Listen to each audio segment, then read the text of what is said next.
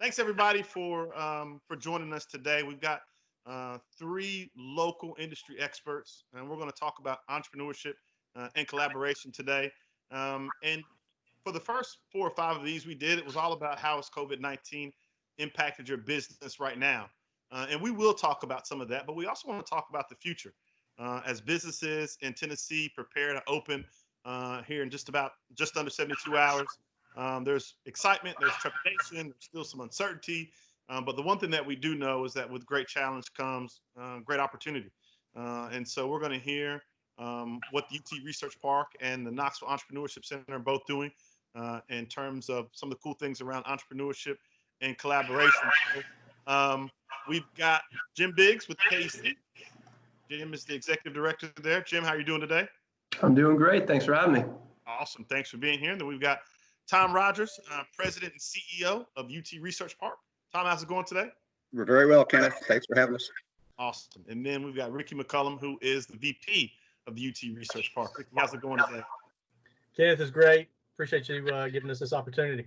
No problem at all.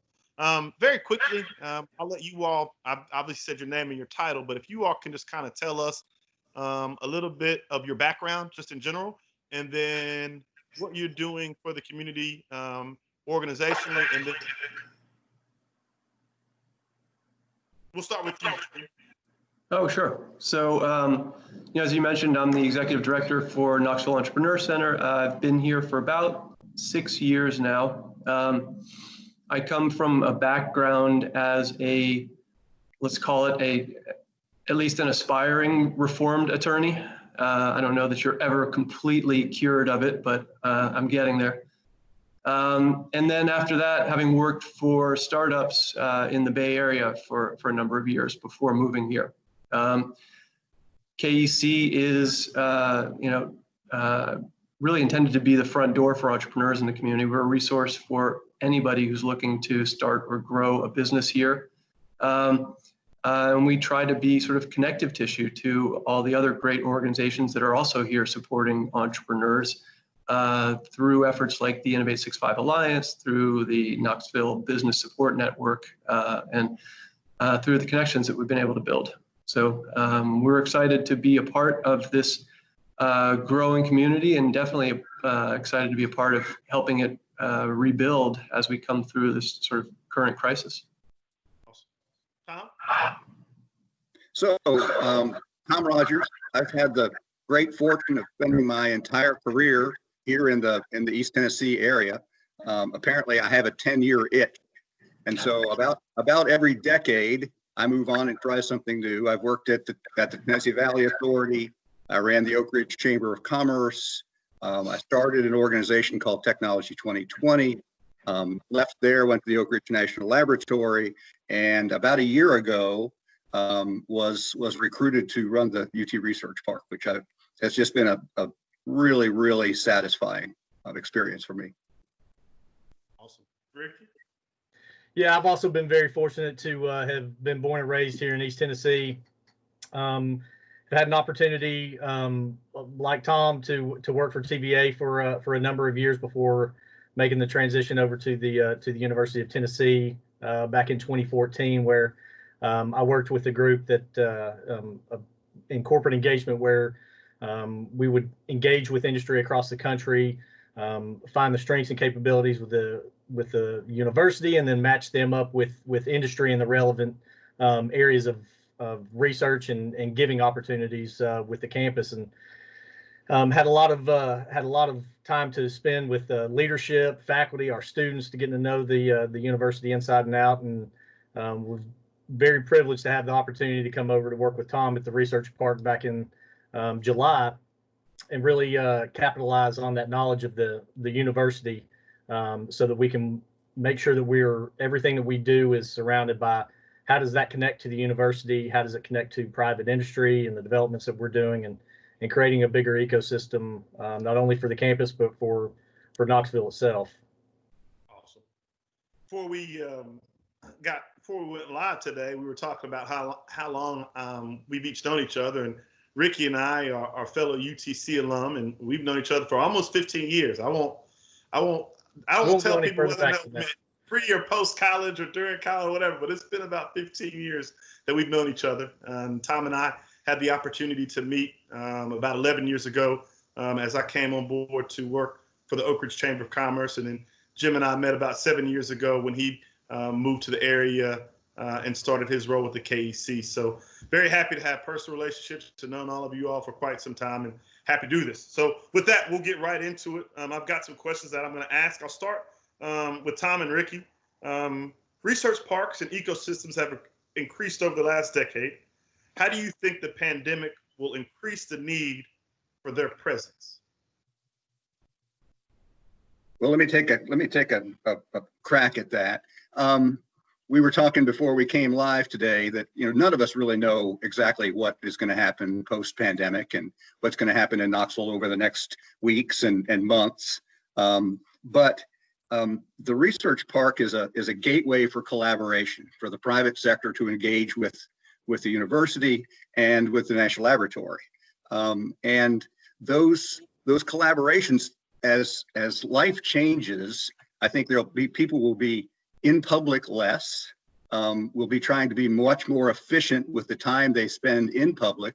And so the value of curated collaborations, the contacts that Ricky has at the university, the contacts I have in Oak Ridge, are going to be really, really valuable. I think we can help people more efficiently reach out and find the student talent they need, the R&D capabilities that they need to be successful in a changing world.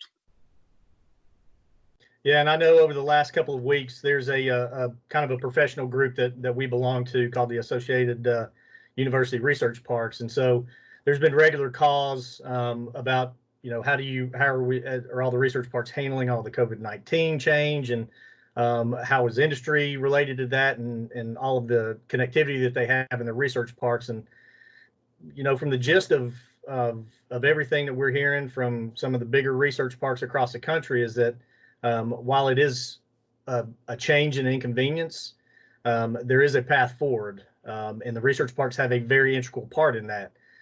As you can see over the last couple of weeks, research parks have utilized their relationships with industry to help drive projects with the university, creating the face shields and the face masks, and really utilizing those relationships to be able to help in this. And I think that's something we're going to see continue to happen and kind of evolve.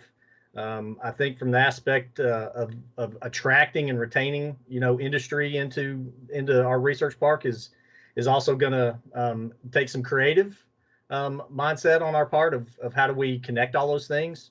But with the relationship that Tom mentioned we have with ORNL, the connectivity to campus, our incredible students and leadership, I think that's something that we're all going to do together and figure out what's the best path forward to make everybody successful during this time that we've never experienced before.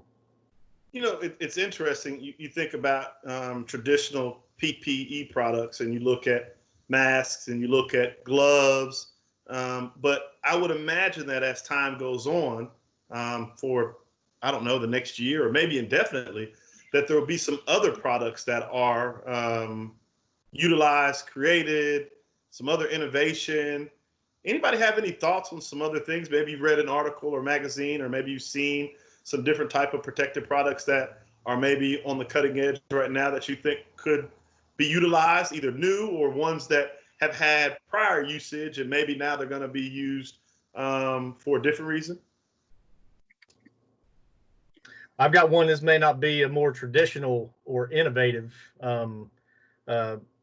idea, but we've got a lot of local moonshine distilleries and microbrew distilleries around Knoxville. And my wife works for Blount County Hospital or Blount Memorial Hospital, and one of the local moonshine distilleries up in Gatlinburg had transformed their moonshine distillery and it started making hand sanitizer. And so they started delivering some of this hand sanitizing product to some of the hospitals and some of the doctors' offices around Knoxville and Maryville.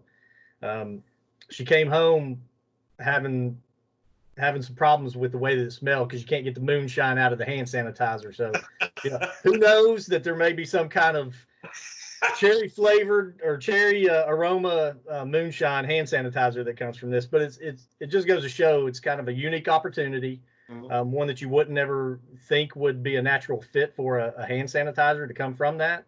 But I think that's the innovation and creativity that we're all going to have as we kind of move forward in thinking outside of that normal box and what can we do to really make an impact and how can we do that? Interesting. Awesome. Well, Jim, if we see anybody walking around licking their hands, we know they've got moonshine hand sanitizer. Jim, for you, entrepreneurship has always been scary. How do you think tomorrow's entrepreneurs are going to have to change their go-to-market strategies in order to be successful? So, I think there is, first of all, I would echo Tom's comments. There's so much uncertainty right now that people don't know exactly, what going to market even looks like at this point, especially if you're talking about launching a new product or trying to bring a new idea to market. So part of it is just going to have to be a continuation of the really sort of agile approach to testing a market and understanding who your customers are that entrepreneurs have been developing for a while, right? I mean, I think this just reinforces the idea that lean startups are going to be even more critical. So what else does it mean? Well, one, remote work is here to stay, right? Most people, to the extent that they can avoid it, are going to be working from home at least part of the time. So how do you maintain productivity? How do you ensure that your team continues to be connected and pulling in the same direction when you don't have physical presence? I think that's going to be a challenge people are going to have to continue to address. Some are more adaptable to that than others. I think it also means, that if you are going to be launching a new venture right now, you need to seriously consider how you're going to capitalize it. Early stage money has all but evaporated for entrepreneurs, and it's not likely to return anytime soon. So trying to think through, strategies around raising capital or how can you bootstrap a company are going to be a critical part of how you go to market at this point with a new venture in particular.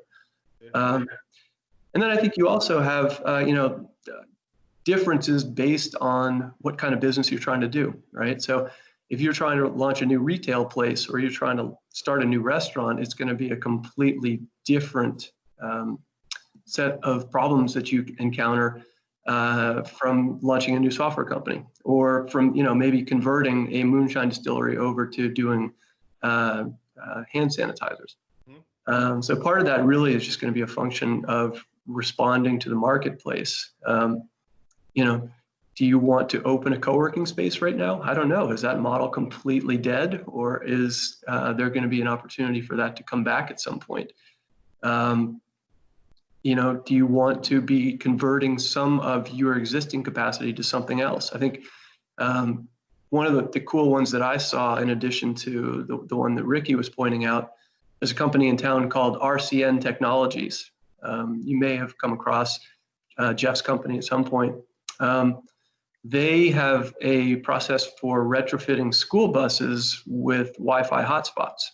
And we're already looking at doing that and helping kids be able to connect to Wi-Fi while they were on a school bus, for example. More recently, they've been looking at essentially creating mobile hotspots and then deploying them into places like neighborhoods where there is insufficient broadband to be able to support the community, and where people are now increasingly reliant on being able to work from home or study from home.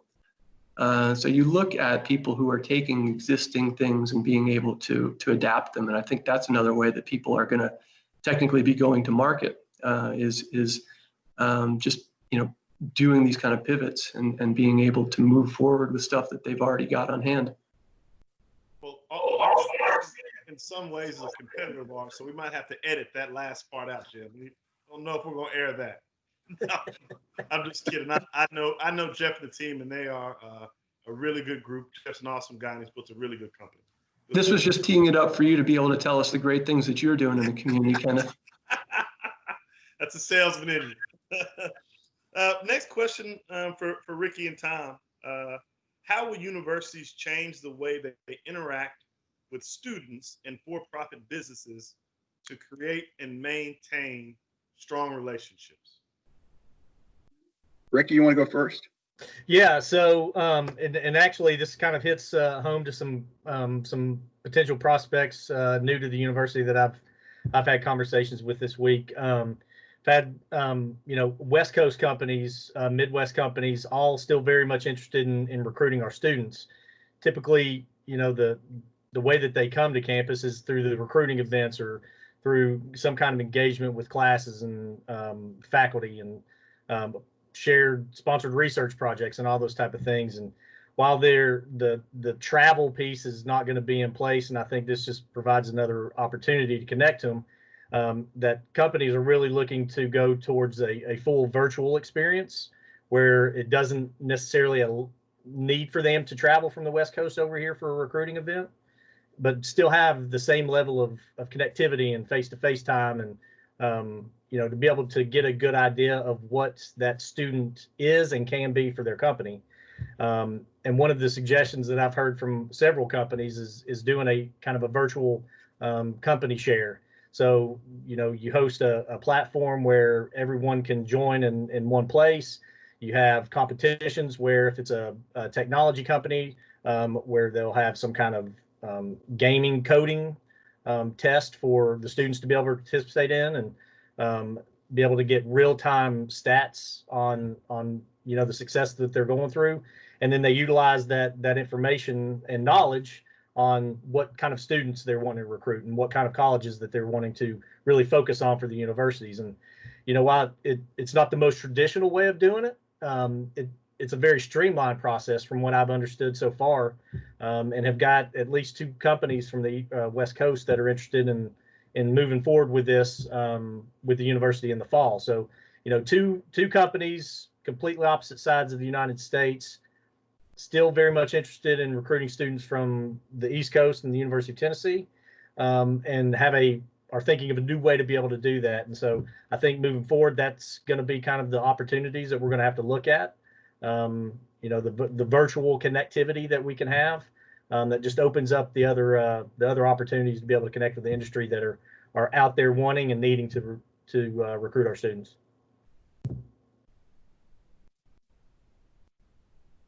Tom, anything to add? Yeah, I think Ricky's spot on. The universities are going to change, and we need to change with them so that we can service our customers better. We've actually had some experience with that ourselves this semester. We're working with a senior design team from the civil engineering department, trying to understand what the south portion of our park is going to look like as the Tennessee Department of Transportation builds a brand new interchange that will connect the UT Medical Center and the research park.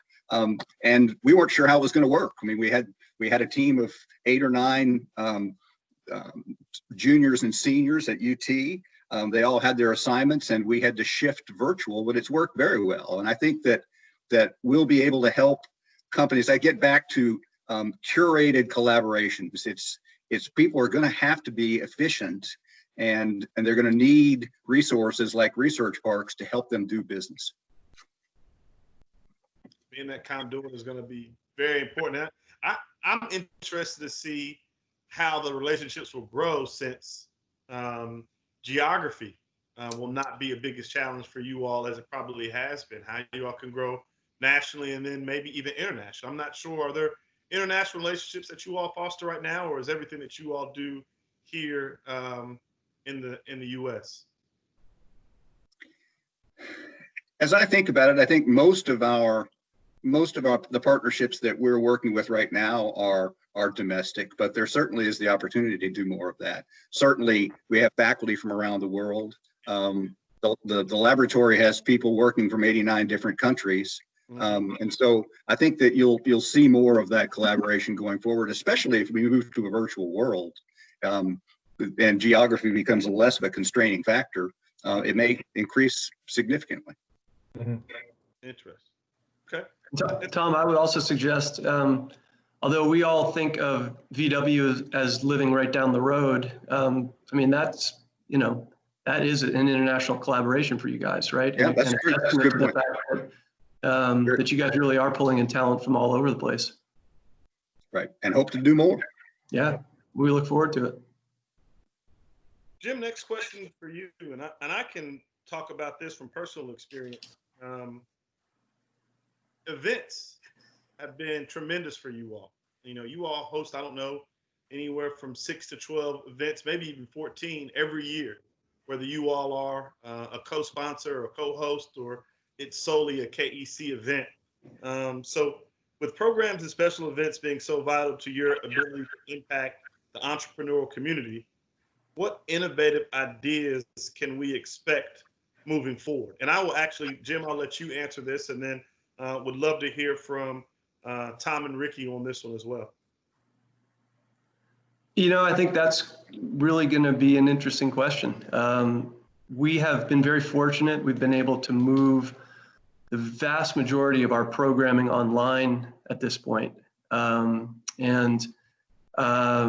That seems to have been successful so far. So, things like our co-starters class, our Etsy craft entrepreneurship class, we've actually been able to do online. But it doesn't have the same level of connectivity. It doesn't have the same level of opportunity for spontaneous collisions that you find when you do one of those in-person events, especially some of the bigger events where we're fortunate to partner with folks like Tom and the Research Park and the rest of the group at the Innovate 6.5 Alliance to do a startup day, for example. The honest answer is we're not 100% sure right now. We are looking at continuing to do some of that stuff online and expanding our use of platforms like Lunchpool. I think you've seen a couple of events there, and in some cases, it's perfectly tailored to doing things that we were going to do live. We were going to do a hackathon over the summer. We may do the hackathon using Lunchpool. We are partnering with the city to do an event for small businesses later. I guess it'll be in early May. And the idea will be that you can pair, support resources at a given location on Lunchpool with people who want to come in and come out and seek advice and guidance. We are also looking at, can we get creative about how we get together with people? We even floated the idea for a minute of finding an old drive-in theater somewhere in Knoxville and using that as a platform to go out and host some of our events. Turns out there aren't very many around, but there is one in Maryville. So if we can get people to drive up there, then maybe we'll be able to do that. I think it's going to be really a function of responding to how the community continues to emerge from sort of a lockdown mentality, and how quickly we can get back to something closer to the personal sort of connectivity that we were fostering before this all happened. Ricky and Tom, so I know, just speaking personally, but I know Tom and I both have kind of shared this. We're face-to-face people. That's a big challenge of not being there face-to-face and having our guests or industry that we have in, not being able to physically have them walk around the park to see how beautiful it is. It's one thing to be able to share pictures and presentations and stuff of the space, but it's a completely different thing when you're in the park, looking at the river, looking at all of the landscaping and kind of seeing that bigger concept. So, I agree with Jim. It's going to be one of those things where we're going to have to adapt some way and hopefully find a good solution that meets both of in-person and virtual. Because some things are just going to be harder to sell the picture and to be able to see the bigger opportunities when you're not there in person. But we've got some ideas of being able to incorporate, at least for us, for some really cool drone footage where we can kind of show off the park a little bit better in a little bit cooler way that kind of attracts to the younger audience, and being able to kind of capture that unique opportunity with some of the new technology and stuff out there that we can use to help us showcase the park when we can't physically have people visiting there in person. I think actually it's a great point, Ricky, and something that maybe to follow on.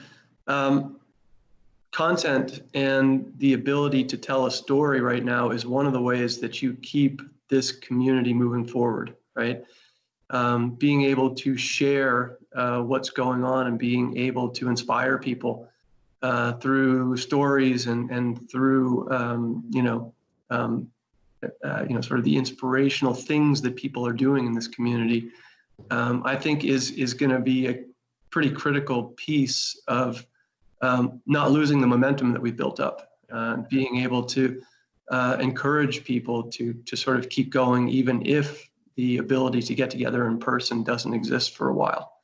I guess the other thing I would suggest is that since we've gotten somewhat more accustomed to operating via Zoom, to some extent, it opens up a broader horizon of content that we can consume, right? So we can bring in speakers who we might not have otherwise tried to engage, for example, because we didn't want to do it virtually, right? We want to have those people here in person.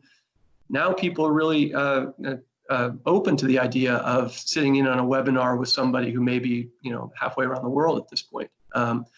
And so not only can we bring in content, but we can push out the stuff that we're creating to a much broader audience, and maybe help showcase the great things that are happening in Knoxville. Yeah, I think I'd add that the virtual world has its advantages and its disadvantages, right? So Jim and I have worked through the Innovate 65 Alliance with lots of our colleagues for years, trying to get investors to come to our startup day, so that they're going to come here, so that there's no substitute for face-to-face. And actually, the whole investment pitch and speed dating thing, as society gets more used to doing Zoom meetings and everything, we might actually improve our outreach to find investors. And access to capital is an issue here in East Tennessee. But I think the real value that organizations like KEC and the UT Research Foundation and the Anderson Center for Entrepreneurship and Innovation bring is the quality of mentoring that they provide. And that mentoring, I'm with Ricky. I mean, we're face-to-face people. There's just no substitute for being with someone and getting to know them, and getting the guidance that entrepreneurs really need. So virtual world can I think we can improve our performance in some areas, but again, there's no substitute for that personal contact. Yeah, I was thinking here listening to all of you all speak, Ricky and I just because of our long-standing relationship and going to the same college, we text and we check in with each other from time to time. Very positive and cordial relationships with both Tom and Jim. But I don't know if this hadn't happened that I would have been able to get, the three of you to on an interview, right? It would have, from a scheduling standpoint, from an availability standpoint, it probably would have been nearly impossible with the busy schedules that all three of you all have for me to get you in one place at one time. So to all of your points, it definitely is going to open up some opportunities to get people at the same place at the same time. It will be virtually instead of in person. Like Tom, you said, there's some advantages.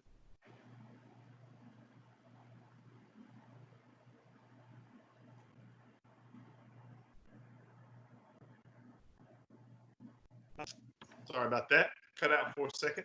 Just like to go around and ask each of you kind of if there are any thoughts that you all want to share in terms of your industry, your organization, or just thoughts in general as we prepare to open up the state again for commerce and get our economy back up and going. So Tom, I'll start with you, and then we can go to Jim and finish out with Rick. That's great. So let me give you a little sneak preview of an initiative that we have going on at the park. We've spent most of the time today talking about how things are going to change. Everything's going to be a virtual world. You're going to see people less. Ricky and I have offices in the Joint Institute for Advanced Materials, and there is a wonderful 2,000 square foot wet lab on the ground floor of that facility that just since the day I started has screamed to me, this could be a wet lab technology-based incubator for this community. And so we've been working quietly trying to develop a business model around something we're calling the Spark Innovation Center. Have made some real progress. That's one of the things we've kind of chuckled about. While there's been less demand for our time on real estate projects, we've had time to work on things that we can control, like new projects like this. And we're getting close to being able to open that facility. We think that the facility will allow us to support up to 8 startup companies. And believe it or not, we have commitments from 6 companies already. So sometime this summer, July 1st, we hope, maybe a little bit later, we'll be announcing to the public the creation of a brand new wet lab incubator for Knoxville. Okay, awesome. Jim? Tom, that'll be a great addition to the community. I'm excited to see that. I think I forwarded you some information about the one we had visited up in Boston. Yeah, yep. Really impressive. So that'll be awesome to see. Congratulations on getting that going. So yeah, Kenneth, I guess for me the interesting thing, and maybe this relates back to Tom's point about capital earlier, as we move forward is going to be to start to have a better understanding of what has fundamentally changed, what has changed structurally in our community that is just not going back to the way it was, and what kind of things can we revert to at some point. It may be that access to capital is one of those things that has structurally changed for the better for us because, investors are looking for deal flow anywhere at this point, and they're not beholden to somebody who is just down the road from them, right? So maybe this is not flyover country anymore if we're Zoom Nation. I think on a higher level, we've always tried to champion the idea that entrepreneurs add economic and social value to every community. And I think now, maybe more than ever, given these really extraordinary times, communities are going to need to rebuild. Communities are going to need to grow their economies. And to do that, they will need entrepreneurs. So whether it's bringing a new business back to life, whether it is bringing an existing business back to life, we as an ecosystem are going to need to be there to support them. And to be providing the flow of talent, of information and resources that the organizations that we work with, like the university, like the research park, the lab, and then the chamber and the Urban League and all these other organizations that support entrepreneurs are bringing to the table. So this is going to be a community effort to help us understand the value of entrepreneurs, and then to help them realize a success that's going to keep us growing.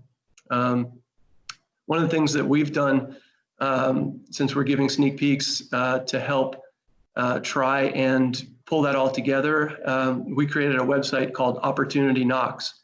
So if you go to opportunityknox.co, we're basically creating an open source website where people can come and develop a community resource that crosses boundaries. So not just focused on business, not just focused on health and wellness, not just focused on food insecurity or housing insecurity. It's sort of a one-stop shop where people can come and then connect with resources that are focusing on all of those different topics. And we're excited to have partners in. It's not a KEC thing. This is a community thing, and partners from the entire community who are working with us to develop that. So we're excited to see the community come together and to help us sort of recover and grow going forward. And I think that's the opportunity we see in front of us.